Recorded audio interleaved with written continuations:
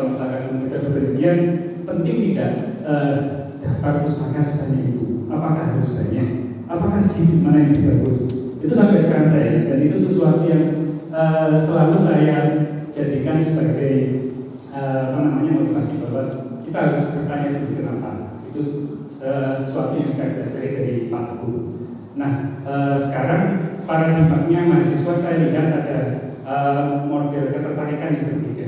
Dulu mahasiswa dapat nilai A itu bangganya minta ampun, karena sekarang dengan metode yang ada, pemerintah ingin meningkatkan kualitas lulusan, salah satunya dengan memberikan strategi pembelajaran yang harapannya adalah mahasiswa nilainya bagus-bagus semua. Nah, untuk mahasiswa yang ada sekarang, menurut Pak Teguh itu setelah mereka nanti mendapatkan pengalaman di UGKM, itu bisa menginspirasi adik-adik angkatannya supaya bisa mengembangkan hal yang baru. Mereka punya ide yang baru yang sebelumnya mungkin generasi Pak Teguh, generasi saya itu nggak terpikir.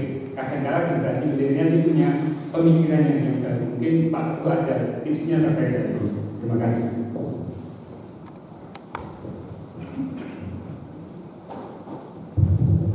Saya kalau ditanya generasi sekarang itu agak bingung ya. Generasi sekarang itu ditawari apapun mental. Saya nggak tahu. Jadi mungkin dia akan tertarik kalau ditawari nilai. Tapi kalau ditawari kegiatan, mental. Jadi saya membayangkan ke depan mereka menuju kemana. Kita sudah nawari banyak hal. Beda dengan yang anak sebelumnya. Kalau ada kegiatan yang seperti itu, dia serius belajar, serius ingin tahu. Tetapi itu terjadinya hanya di biologi. Anak kimia beda.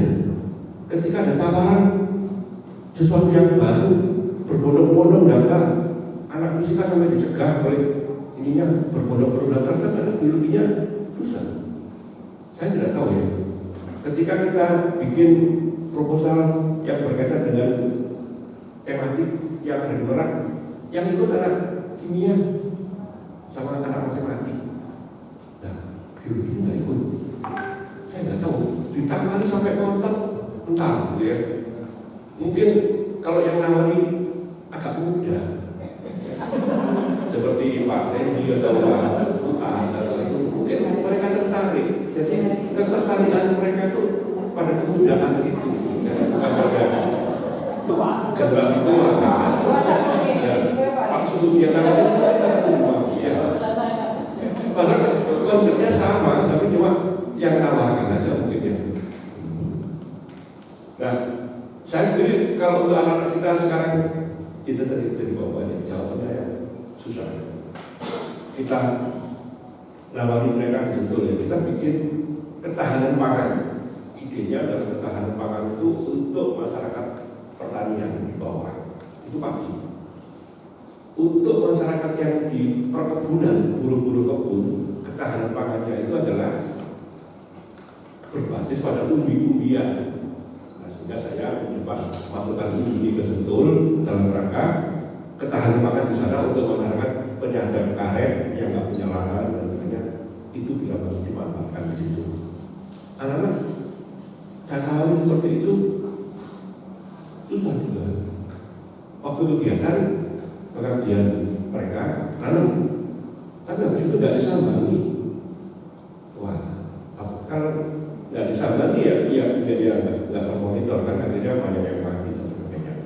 Sekarang kita drop lagi, tidak lewat anak-anak sekarang, langsung ke manajemen. Pak, tolong ini tanam buat kebun, barangkali nanti setelah menjadi kebun baru anak mau. Tapi kalau lewat anak-anak susah. Nah, sekarang sudah kita coba di sana. Kita kemarin beli 750 bibit satu ibu yang asli. Dan sudah ditanam di sana. Nah, mungkin dengan seperti itu nanti ketahanan pangan berbasis pada kemudian di wilayah perkebunan atau LMDH bisa. Jadi sekali lagi Pak Fuad ya, susah namanya anak. Yang tertarik malah kimia Pak, seperti Pak Sis itu yang ikut ke Sentul kalau nggak salah ada 24 Pak ya, yang tertangani cuma kurang dari 10 gitu ya, karena nggak ada pembimbing. Yang di MIPA, yang di biologi nggak ada yang tertarik ke Sentul untuk TA dan sebagainya. Itu Pak ini. Ya jadi karena itu sudah ada PKS ya, kita kan sama dengan Sentul Pak Saifullah ya. Dan ke depan, masa depan Sentul itu dengan kita itu menjadi mitra yang erat gitu ya, mitra yang sangat erat. Karena banyak kegiatan yang itu menjadi bagian dari aplikasi kita di sana, dari kimia, dari fisika. Kemarin malah ada yang memasang dana internal, LOT, ya LOT, IOT ya, itu dari TI udah dipasang bersama untuk mengontrol manajemen air di kebun lengkeng. Jadi kita pakai itu. Jadi manajemen air tadi. Kemudian rencananya ke depan di sana di lokasi-lokasi yang jauh dari listrik butuh penerangan. Nanti kita akan bikin power mikrohidro ya. Pak Ahar yang akan meneruskan itu. Power mikrohidro ada di sana sehingga wisata-wisata yang jauh dari listrik itu tercover oleh listrik yang dari mikrohidro itu. Belum tertarik, nanti anak fisika mungkin tertarik ya. Oke, saya kira itu Bapak. Jadi susah saya merayu mereka. Mungkin diganti yang merayu ya. Oke. Terima kasih Pak Teguh. Sejauh pengabdian yang Pak Teguh lakukan itu, saya disentuh yang belum pernah Pak. Jadi mungkin suatu saat mungkin ada yang mungkin terkait riset ekologi mungkin bisa cari. Mungkin ada satu itu yang limbah karet itu, Retno itu yang menggunakan limbah karet dari perkebunan Sentul itu yang ekologi. Untuk yang lain mungkin bisa satwa liar atau mungkin perairan nanti bisa cari di sana. Selanjutnya ngomong Bapak Ibu Bu Hari. Bu Hari.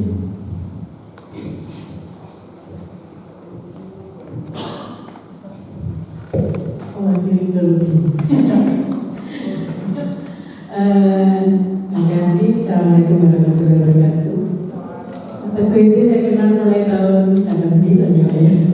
Saya mahasiswa akhir dan waktu itu dosen baru Pak Teguh dengan Pak Imron. Populer. Itu tadi lagi yang saya bilang mengaku bujana itu. Jadi sangat populer. Cewek-cewek cantik mulai di UI. Ingat ya Bu Pak Cintami itu kan. Kenapa kok populer itu? Katanya pengen mendekati Pak Teguh sebagai pacarnya. Saya kaget karena saya tahunya dari teman-teman guru-guru SMA 3 bahwa Pak Teguh itu sudah menikah gitu. Saya bilang Pak Dan waktu itu, Pak Teguh itu sudah menikah. Tenang nih orang. Nah itu kemarin pertama Pak Dan Manji gara-gara Pak Teguh. Kenapa? Karena bilang ke Pak Dan itu belum menikah. Ternyata anaknya sudah 3 dan sangat populer. Dan Pak Teguh itu memang dari dulu itu out of the box ya, dan konsisten dengan berpikir kritisnya mulai zaman Pak Kabul sampai sekarang. Sehingga kalau dikenal Teguh siapa? Oh tukang demo gitu. Padahal pemikirannya itu yaitu tadi monumental ya, walaupun seringkali berbeda pendapat dengan saya, tetapi kita tetap ngefriend. Ini ceritanya Pak Teguh ya. Dan beberapa itikat baik Pak Teguh membuahkan hasil yang cukup bagus, dan itu termasuk mempromosikan nama jurusan biologi juga. Itu yang kesannya kita peroleh selama berteman dengan Pak Teguh. Dan Pak Teguh itu memang modelnya seperti ini ya. Jadi mulai zaman saya kuliah, walaupun beliau belum pernah mengajar saya, tetapi itu kesan dari adik-adik kelas saya itu seperti itu.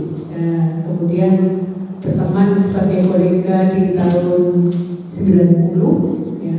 Waktu itu di awal tahun, karena saya sekolah waktu itu lanjut sekolah sehingga enggak berteman terus. Akhirnya saat di MIPA bertemu lagi, beliau sebagai ketua jurusan kami juga sama, getol untuk menelisik korupsi Pokoknya hal-hal yang buruk lah ditebas habis lah sama beliau. Nah termasuk akhir-akhir ini beliau banyak tadi sebetulnya bukan salah masuk ya, takdirnya aja Pak ya yang tidak terbaca dari awal gitu ya. Jadi beliau malah sukses untuk Jamsunya. Bahkan saya mendengar dari terakhir isu-isu terakhir ini banyak teman-teman pertanian yang agak marah ini. Jadi wong pertanian tetapi malah justru mensukseskan Jamsu di Jember gitu ya. Nah tapi apapun itu adalah track dari Pak Teguh selama beliau berkecimpung sebagai dosen di jurusan biologi. Kami sebagai kolega berterima kasih atas inspirasi ya yang telah disampaikan oleh Pak Teguh apapun bentuknya, itu karena tanpa adanya Pak Teguh dunia ini juga menjadi terbalik, istilahnya begitu ya Pak. Jadi harus ada satu orang yang selalu mengingatkan bahwa semua aktivitas kinerja itu tidak fine-fine saja. Jadi kalau tidak ada orang yang seperti Pak Teguh, maka tidur lah. Ya, jadi jurusan fakultas itu akan tidur karena tidak ada yang mengkritik gitu, istilahnya begitu ya.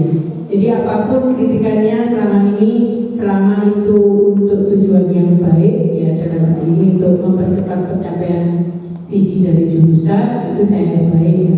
Dan itu memiliki kesan yang mendalam untuk kami ya sebagai kolega gitu ya. Jadi sehingga apapun friksi yang pernah kita dapat bersama ya, apapun kelemahannya, saya mewakili teman-teman juga menyampaikan mohon maaf sebesar-besarnya kalau ada hal-hal yang menyinggung Pak Teguh, baik itu ucapan maupun sikap gitu. Dan setelah paripurna ini saya yakin Pak Teguh akan tetap melanglang buana dengan dengan ide-ide kreativitas beliau. Dengan sekarang kontribusinya beda, kontribusinya adalah ke masyarakat.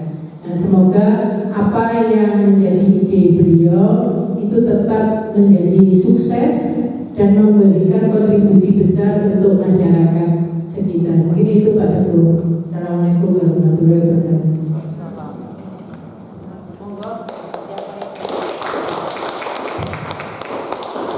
Untuk Bapak Ibu atau mungkin adik-adik mahasiswa, silakan. Dari Solo G Pak, rumah Solo G. Teman sejawat.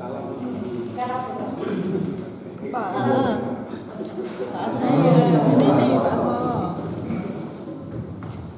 Terima kasih. Sebetulnya berat bagi kami karena kami sudah harus kehilangan lagi Pak.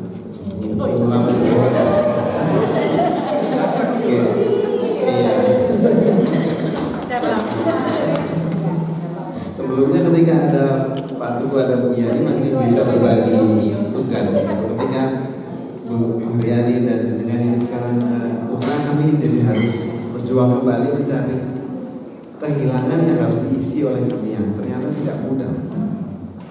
Saya ingat ketemu dengan tahun 98. Waktu itu ketua jurusannya jenengan dan sekretarisnya Pak Imran.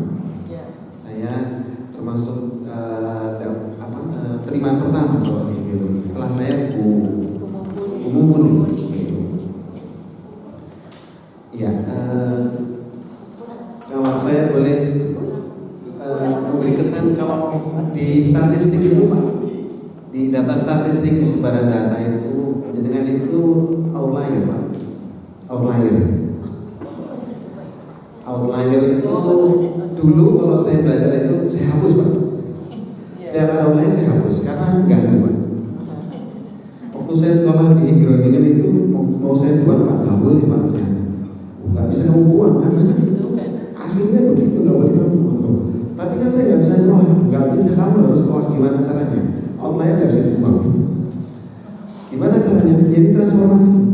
Terus yang transformasi apa yang online saja? Nggak bisa, semua harus transformasi.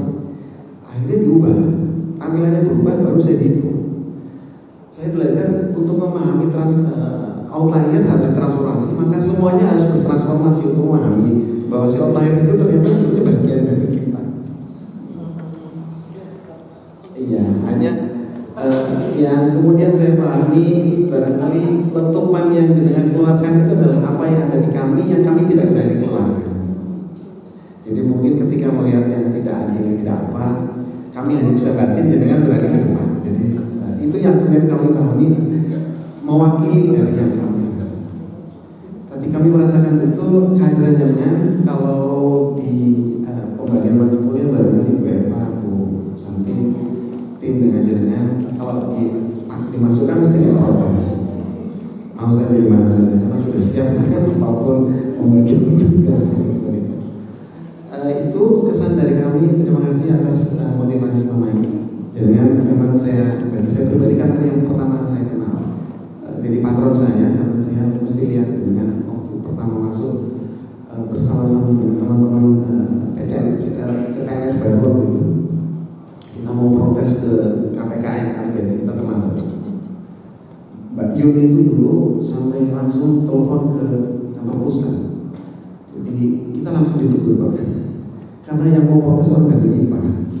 Saya belajar di MIPA itu banyak ditaruh di atas, harus diwaspadai. Kan saya baru tahu ternyata MIPA itu dipandang luar berbeda dari yang lain. Dan saya sangat menganggap kita semua ini adalah naik di gerbong kereta. Setiap orang punya tiket, Pak. Ada keberangkatan, ada tujuannya. Jadi kalau sekarang jenengan ini sudah sampai di tiket akhir di gerbong kamu, gerbongnya masih jalan terus, mungkin kita nanti akan juga harus turun. Tetapi turun itu barangkali karena jenengan sudah punya tiket untuk gerbong yang lain. Kami masih di gerbong, mungkin sampai sekian tahun kita juga harus turun dari gerbong. Gerbong itu adalah jurusan biologi yang akan terus berjalan.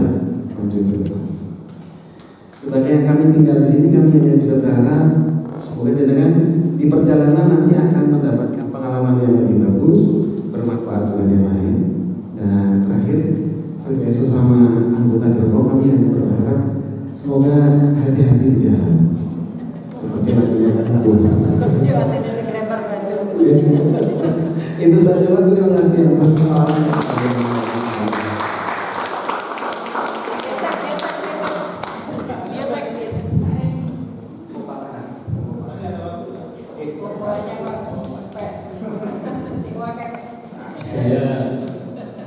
saya kahar Pak Teguh. Jadi kenapa saya mengenalkan kahar? Pak Teguh ini saya lihat lama sekali dari zaman Pak Teguh dulu, zaman rektor sekarang ini, dan betul Pak Dekar mengatakan bahwa beliau sudah sepatutnya harus ada provokator.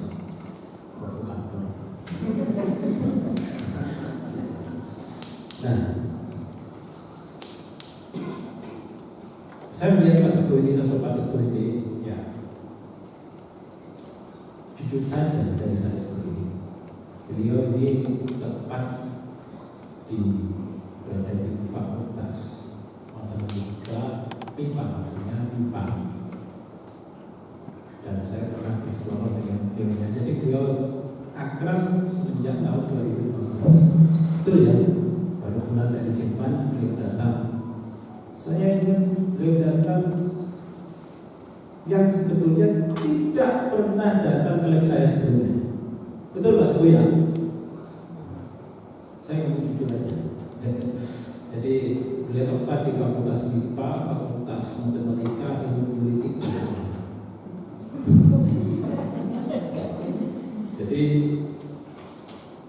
ya seperti itu. Dan sampai sekarang beliau akhirnya menjadi akrab. Dan saya melihat beliaunya sangat serius kalau memang melihat permasalahan yang ada di masyarakat, sehingga ilmunya luas, termasuk ilmu politik tadi. Jadi kata kunci Pak Teguh itu betul di Situbondo sana, dan tidak hanya itu ternyata. Kami sama-sama juga menekuni hobi berkebun, ternyata sampai di atas di kamar di Panduman, oh kemudian ya mereka kan berkuliah. Saya nggak tahu mereka dari mana. Jadi saya melihat bahwa Pak Teguh ini di MIPA belum ada gantinya untuk masalah itu. Pak Dekan katakan bahwa mitra. Maksud saya begini, termasuk disentuh dan lain sebagainya. Alangkah baiknya Pak Dekan kalau Pak Teguh ini tetap, ya nggak tahu bagaimana caranya bisa dilibatkan dalam pengembangan MIPA ini, terutama khususnya pengembangan MIPA, pergaulan dengan masyarakat, bahwa kita betul real nantinya ke depannya teman-teman MIPA termasuk mahasiswanya MBKM itu berjalan dengan real. Satu hal bahwa tadi sudah dikatakan bahwa ilmu itu juga nggak mungkin teman biologi sendiri itu akan berangkat menyelesaikan permasalahan masyarakat biologi hanya di bidang biologi, nggak akan sukses. Saya yakin itu. Tentunya teman-teman matematika, kimia, dan fisika kalau itu bergabung, maka MBKM yang betul-betul akan kita rencanakan dan laksanakan ke depan ini akan betul-betul menjadi real. Jadi harapan saya mungkin Pak Teguh nanti akan sebagai mitra, mohon untuk dapat sering berkunjung Pak Teguh, terutama minimal lab saya lah. Jadi berkunjung, maksud saya berkunjung di Fakultas MIPA, memberikan informasi apa yang bisa kita kerjakan di luar, kira-kira teknisnya seperti apa, dan kita kolaborasi antar jurusan. Jadi